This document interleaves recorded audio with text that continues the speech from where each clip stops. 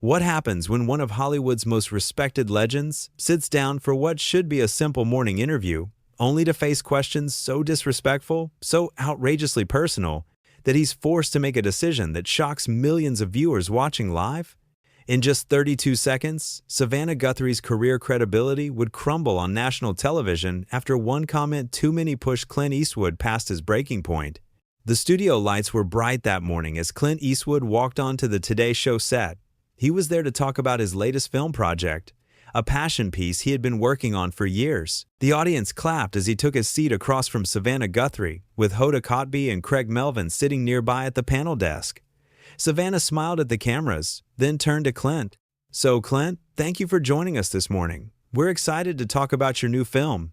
Clint nodded politely. "Happy to be here." But something felt off from the very beginning. Savannah's smile seemed forced, almost condescending. She shuffled her notes and leaned forward with an expression that made it clear she had a different agenda than simply discussing his movie. "Before we get into the film," Savannah began, "I think a lot of our viewers are curious about something. You've been in Hollywood for decades, and you've said some things over the years that have been, well, let's just say controversial. Do you ever regret the political statements you've made?" Clint's jaw tightened slightly. This was not what he had agreed to discuss. "I'm here to talk about the film, Savannah. That's what your producers told me this interview was about." Savannah laughed, but it wasn't a warm laugh. It was dismissive. "Oh, come on, Clint. You're a public figure. Surely you expected us to ask about more than just a movie. Our audience wants to know the real you." Hoda shifted uncomfortably in her seat. Craig looked down at his papers, clearly sensing the tension building. "The real me is someone who keeps his word," Clint said calmly. "And I was told this was about my film work. That's what I prepared to discuss." Savannah waved her hand as if brushing away his concern. "We'll get to the movie. We'll get to the movie. But first, let's talk about your age. You're in your 90s now. Some people are saying you should step back. Let younger filmmakers have their moment. What do you say to critics who think you're past your prime?" The audience gasped. Even some of the crew members behind the cameras exchanged shocked glances. This was crossing a line. Clint stared at Savannah for a long moment. "I say those critics don't understand what filmmaking is about. It's not about age. It's about vision, experience, and respect for the craft." "Respect?" Savannah repeated, as if tasting the word. "That's interesting coming from you, because some of your old interviews show a lack of respect for certain groups of people, wouldn't you say?" Hoda finally spoke up. "Savannah, maybe we should focus on the film like Clint mentioned." Savannah shot Hoda a look that could freeze water. "Hoda, I'm conducting this interview. I think our viewers deserve answers to these questions." Clint leaned back in his chair. His expression remained calm, but anyone who knew him could see the storm brewing beneath the surface. "You want to talk about respect? Let's talk about it. Respect means honoring an agreement. Your producers called my people and asked me to come talk about my new film. They didn't mention ambushing me with questions designed to make me look bad." "Ambush?" Savannah laughed again, that same hollow laugh. "This is journalism, Clint. If you can't handle tough questions, maybe you shouldn't be doing interviews." Craig cleared his throat. "I think what Clint is saying is that there was an understanding about the interview topic." Savannah ignored Craig completely. She kept her eyes locked on Clint. "Let me ask you something else. Your new film, from what I understand, has an older male protagonist who doesn't really reflect the diversity we're trying to celebrate in modern cinema. Why did you make that choice? Is it because you're out of touch with what audiences want today?"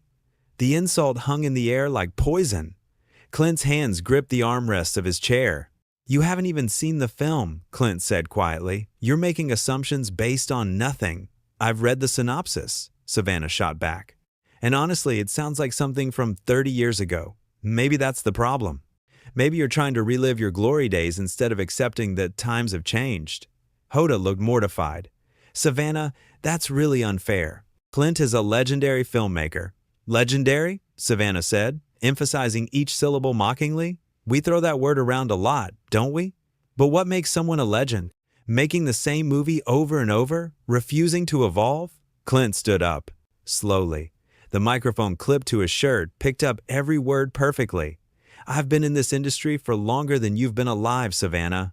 I've worked with the best, learned from the best, and created films that millions of people connected with. but I've never, in all my years, encountered such unprofessional behavior from an interviewer. Savannah's smile faltered for just a second, but she recovered quickly. Sit down, Clint. We're not done here. Yes, Clint said firmly. We are. You can't just walk off, Savannah said, her voice rising. We have a contract. You agreed to a full segment. I agreed to discuss my film, Clint replied. You've spent the last 5 minutes attacking me personally. That's not an interview. That's a hit piece. The audience was completely silent. Some people had their hands over their mouths in shock. The cameras kept rolling, capturing every second of the confrontation. Savannah stood up too, her face flushed. You're being ridiculous. These are standard questions. If you can't handle a little scrutiny, maybe you really are too old for this business. That was the moment, that one sentence. Clint's expression hardened into something carved from stone. Too old, he repeated slowly. You think age is a weakness. That tells me everything I need to know about you, Savannah. You don't respect experience. You don't respect history. And you certainly don't respect the man sitting in front of you. Hoda stood up from the panel. Clint, please. I apologize for how this has gone. This isn't what we wanted. Clint looked at Hoda with appreciation. I know you don't, Hoda. You've always been professional, but I won't sit here and be insulted on live television. Craig also stood, extending his hand toward Clint. We understand completely. I'm sorry this happened. Savannah's eyes blazed. Don't apologize to him. He's the one who's being difficult. Clint, if you walk off this set, you'll never be invited back to this show. Clint actually smiled at that. It was a cold smile, but a smile nonetheless. Is that supposed to be a threat? After this treatment, why would I ever want to come back? Because we're the Today Show, Savannah said, as if that explained everything. We're one of the biggest platforms in morning television. You need us more than we need you. The arrogance in her voice was staggering. Even members of the crew were shaking their heads in disbelief. Need you? Clint said. I've been making films since before you were born. I've won Academy Awards. I've directed masterpieces. And you think I need a morning talk show? Savannah crossed her arms. Everyone needs publicity, Clint, even legends. Especially aging legends who are desperate to stay relevant. Hoda gasped audibly. Savannah, stop. But Savannah was too far gone, too caught up in her own sense of importance. What? It's true. Look at him. He's clinging to a career that should have ended years ago. His new film is probably going to bomb because nobody wants to watch movies made by someone who doesn't understand modern audiences. Clint began removing his microphone. His movements were deliberate, calm. You know what the difference is between you and me, Savannah? I've earned my place in this industry through decades of hard work, dedication, and actual talent. You got handed a seat at this desk and confused it with accomplishment. The words hit like a hammer. Savannah's face went pale, then red. How dare you, she sputtered. I've worked incredibly hard to get where I am. I'm sure you have, Clint said. But working hard doesn't give you the right to disrespect guests on your show. It doesn't give you the right to ambush people who came here in good faith. Craig stepped closer. Clint's right, Savannah. This crossed a line. Savannah whirled on Craig. Stay out of this, Craig. This is between me and him. No, Craig said firmly. It's not. This reflects on all of us. On the whole show. And what you're doing right now is making us all look bad. Savannah's mouth opened and closed like a fish. She wasn't used to being challenged by her co-hosts. Clint finished removing his microphone and placed it carefully on the chair. I came here to share my passion for filmmaking with your audience, to talk about a project that means a great deal to me. Instead, I got attacked, insulted, and treated like a criminal. That's not journalism, Savannah. That's bullying. Bullying? Savannah's voice went shrill. You're calling me a bully? You're the one who's being oversensitive. Maybe that's what happens when you get old. You can't handle criticism anymore. Hoda moved between them. That's enough, Savannah. Just stop talking. But Savannah pushed past Hoda. No, he doesn't get to come on our show and lecture me about journalism. Who does he think he is? He's Clint Eastwood, Hoda said sharply. He's a guest on our show, and you're treating him terribly. The audience started clapping, slowly at first, then building. They were applauding Hoda's defense of Clint, and applauding Clint for standing up for himself. Savannah looked at the audience in disbelief. Are you serious right now? You're clapping for him? One woman in the audience stood up. You're being rude and disrespectful. He came here to talk about his movie, and you attacked him. Other audience members nodded and voiced their agreement. The tide had completely turned against Savannah. Clint looked at the audience and nodded his thanks. Then he looked at Hoda and Craig. You two are professionals. You know how an interview should be conducted. I hope you'll remember that moving forward. We will, Craig said. And again, we're sorry. Clint started walking toward the exit. Savannah called after him.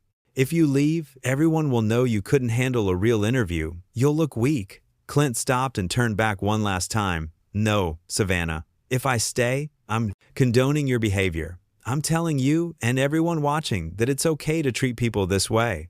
And it's not okay. It will never be okay.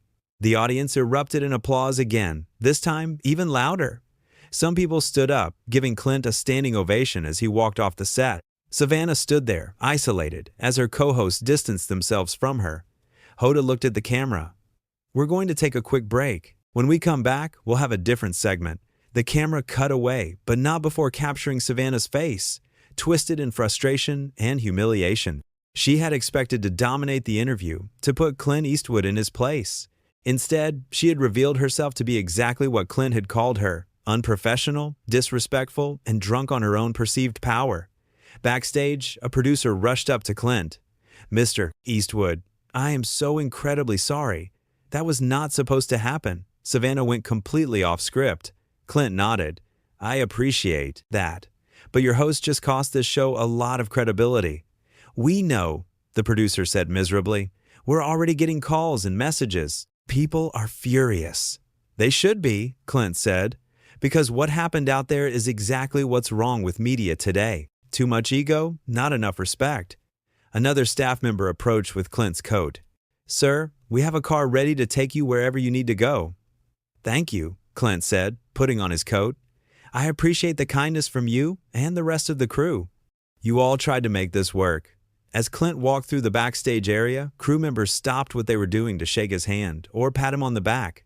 They had all witnessed what happened, and they all knew Savannah had been completely out of line. Meanwhile, back on set during the commercial break, Savannah was arguing with the producers. I didn't do anything wrong. I asked tough questions. That's my job. Your job is to interview guests, not attack them, one producer said angrily. Do you have any idea how much damage you just did? Damage? Savannah scoffed. Please, this will blow over. Hoda shook her head. No, Savannah, it won't. You insulted a Hollywood legend on live television. You called him too old, said he was irrelevant, and suggested his movie would bomb, all before he even had a chance to discuss it. I was being honest, Savannah insisted. You were being cruel, Craig said. There's a difference. The commercial break was ending. They had 30 seconds to get back on camera. Savannah smoothed her hair and prepared to continue the show as if nothing had happened. But something had happened. Something that would be replayed, discussed, and dissected for days to come. In 32 seconds of insults and arrogance, Savannah Guthrie had shown her true colors, and Clint Eastwood had shown why he remained a legend, not just because of his film work, but because of his dignity, his principles, and his refusal to accept disrespect from anyone, regardless of their platform. The show came back from commercial. Savannah's smile was fixed in place, but her eyes were cold. Welcome back to Today. We have a wonderful cooking segment coming up next. But nobody was thinking about cooking. Social media was already exploding with reactions to what had just happened. People were outraged at how Savannah had treated Clint. They were praising Clint for walking off. And they were questioning whether Savannah should even be hosting the show anymore. In the control room, the director was fielding phone calls from network executives. Yes, sir. Yes, I understand. No, we didn't anticipate this. Yes, sir. We're discussing next steps now. Hoda leaned over to Craig during a pre-recorded segment. She went too far. Way too far. Craig agreed quietly. I don't know how we come back from this. We focus on being better, Hoda said. We focus on treating our guests with respect. And we hope people remember that not everyone on this panel behaved that way. Craig nodded. But she's the lead host. When she acts like that, it reflects on all of us. Back in his car, Clint looked out the window at the city passing by. His phone was ringing constantly, messages pouring in from friends, colleagues, and supporters. But he didn't feel victorious. He felt disappointed. Disappointed that an opportunity to share his work had been turned into a spectacle. Disappointed that a professional setting had devolved into personal attacks. His longtime friend and collaborator called, Clint, I just saw what happened. Are you okay? "I'm fine," Clint said. "Just tired of the games."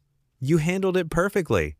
You gave her every chance to correct course, and when she didn't, you stood up for yourself. That's exactly what you should have done." "It shouldn't have come to that," Clint said. "A simple interview about a film I'm proud of. That's all it was supposed to be." "I know, but you showed people what integrity looks like. You showed them that no platform, no matter how big, is worth compromising your dignity." Clint allowed himself a small smile. "I've never been good at playing games. Never saw the point. That's why people respect you. That's why what happened this morning matters. You reminded everyone that respect isn't optional. It's essential." The phone calls kept coming. Actors who had worked with Clint expressed their support. Directors praised his decision to walk off. Film critics wrote articles about the importance of treating artists with dignity. The response was overwhelmingly in Clint's favor. But for Clint, it wasn't about winning or losing. It was about standing up for what was right, about refusing to participate in a culture that valued confrontation over conversation, sensationalism over substance. At the Today Show studio, the rest of the broadcast continued, but the energy was completely different. Savannah's segments were cut short. Hoda and Craig took over more of the hosting duties, and every few minutes, another message would come through about the Clint Eastwood incident. During another commercial break, a senior producer pulled Savannah aside. "We need to talk about what happened." "I already told you," Savannah said defensively. "I was doing my job." "Your job is not to drive guests off the set," the producer said firmly. "Your job is to facilitate interesting conversations, not create hostile environments." "He was too sensitive," Savannah insisted. "No," the producer said. "You were too aggressive, and now we have a public relations nightmare on our hands." Savannah's confidence finally cracked a little. "What are you saying?" "I'm saying we're going to have to address this, publicly, and you're going to have to take responsibility for what happened." Savannah's face went pale. "You want me to apologize? I want you to acknowledge that you handled that interview poorly, that you disrespected a guest, and that it won't happen again." But even as the producer spoke, Savannah was already calculating, already thinking about how to spin this, how to make herself look like the victim, how to avoid taking real accountability. The difference between Savannah and Clint couldn't have been clearer. Clint had walked away from the platform rather than compromise his principles. Savannah was clinging to the platform, unwilling to admit she had done anything wrong. That contrast would define the story in the days to come, not just as a celebrity walk-off or a dramatic television moment, but as a lesson in character, integrity, and the price of arrogance. The morning sun was higher now, streaming through the studio windows. The show would continue, other segments would air, other guests would appear, but nobody would forget what had happened between Savannah Guthrie and Clint Eastwood. Nobody would forget the moment when a legend stood up and walked away, choosing dignity over publicity, principle over platform. And in that moment, in that decision, Clint Eastwood reminded everyone watching why he had earned the title of legend in the first place. Not just for the films he made, but for the man he was. Principled, strong, and unwilling to compromise his values for anyone or anything. As the show finally ended and the credits rolled, Hoda sat quietly at the desk. She thought about what Clint had said, about respect and professionalism. She thought about how quickly things had spiraled out of control. And she made a private promise to herself, to always treat guests the way she would want to be treated, to remember that the platform she had been given was a privilege, not a right, and to never let ego overtake empathy. Craig had similar thoughts. He had watched the whole thing unfold and felt powerless to stop it until it was too late. But he had learned something too, that silence in the face of wrongdoing is its own kind of complicity, that speaking up, even when it's uncomfortable, is part of being a professional.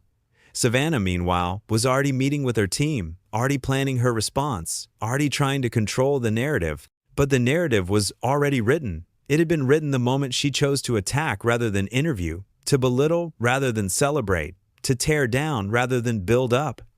The story of what happened that morning would be told and retold. It would become a case study in how not to conduct an interview. It would be used in journalism classes as an example of what happens when ego overtakes ethics.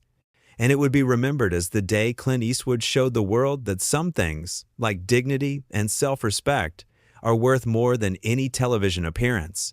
The cameras were off now. The studio was emptying, but the impact of what had happened would continue to ripple outward, touching everyone who had witnessed it, everyone who would hear about it, everyone who would learn from it. Because in the end, what happened on the Today Show that morning was not just about one interview gone wrong. It was about values, about respect, about the kind of people we choose to be when we have power and when we face it. Clint Eastwood had made his choice. He had chosen dignity. He had chosen principle. He had chosen to walk away rather than participate in something that diminished him and everyone involved. And in making that choice, he had given everyone watching a masterclass in integrity, a reminder that our values are most important when they cost us something, when standing up for them means walking away from opportunity. The morning had started with bright lights and high expectations. It ended with an empty chair, a humiliated host, and a legend walking out with his head held high. And in the space between those two moments lay a truth that would resonate far beyond that studio, far beyond that morning. That respect is not negotiable, dignity is not optional, and sometimes the most powerful thing you can do is simply walk away.